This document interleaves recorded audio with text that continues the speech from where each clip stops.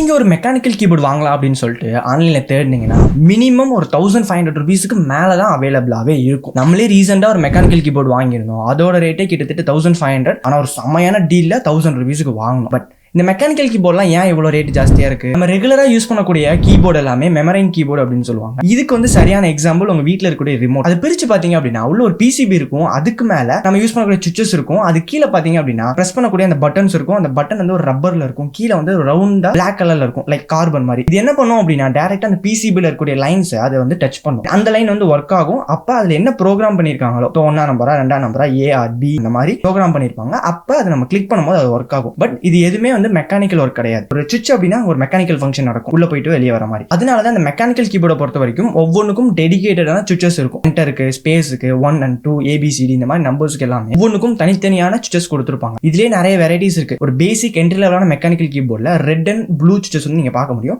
இன்னும் நிறைய கலர்ஸ் இருக்கு, நான் உங்க ஸ்கிரீன்ல காட்டுறேன். பட் அந்த சுவிட்சஸோட சவுண்ட் வந்து ரொம்பவே சாட்டிஸ்ஃபைடா இருக்கும். இதனால தான் இந்த மெக்கானிக்கல் கீபோர்டு எல்லாமே பிரைஸ் வைஸ் ரொம்ப ஜாஸ்தியா இருக்கு. நீங்க என்ன கீபோர்டு யூஸ் பண்றீங்க அப்படிங்கறத மறக்காம கீழே கமெண்ட் பண்ணுங்க. தேங்க்ஸ் ஃபார் வாட்சிங்.